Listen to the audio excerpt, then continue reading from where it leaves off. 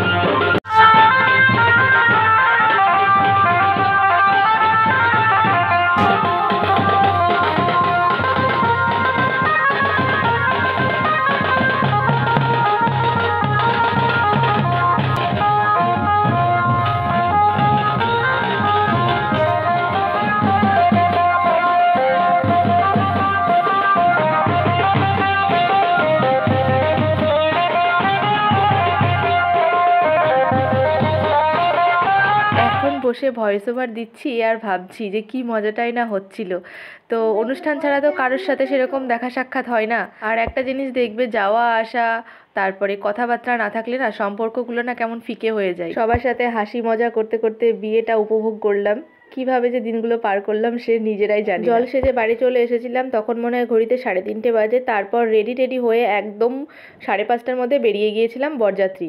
তো বরযাত্রী দিন পরেছিলাম এই ব্লু কালারের শাড়িটা। আর বিয়ের লগ্ন ছিল খুব তাড়াতাড়ি, 5:15 থেকে মনে হয় 6:45 পর্যন্ত। তাহলে বুঝতে পারছো আমাদের কত শর্ট টাইমে রেডি হতে হয়েছিল। জল সেজে বাড়ি এসে ছেলেকে খাইয়ে আবার বরযাত্রীর জন্য রেডি হয়ে বেরিয়ে পড়েছিলাম। আর দাদার গাড়িটা একটু আগে ছেড়েছিল, আর আমাদেরগুলো সব পরপর একটু ছেড়েছিল। এসে দেখি দাদার রেজিস্ট্রি ম্যারেজ হচ্ছে, রেজিস্ট্রি ম্যারেজটা আগে কমপ্লিট হয়েছিল না, বিয়ের দিনকেই করতে চেয়েছিল মেয়ে পক্ষরা। সেই কারণেই বিয়ের দিনই আগে রেজিস্ট্রি ম্যারেজ হয়ে গেল, তারপর বিয়ে শুরু হলো।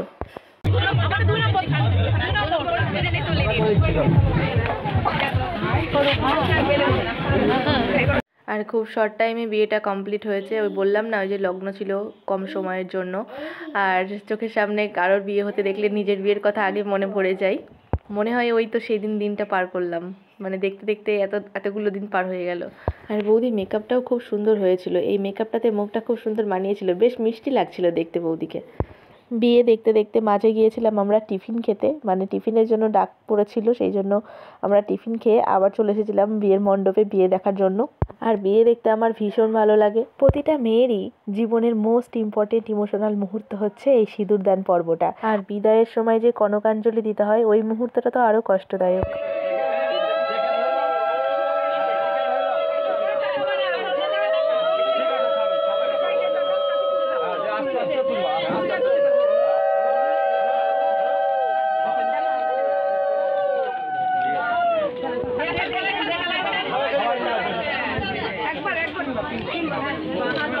ঠিক এই মুহূর্ত থেকে আজ মেয়ে থেকে বউ হয়ে গেল। এখন অনেক দায়িত্ব, অনেক কর্তব্য নিয়ে পথ চলতে হবে।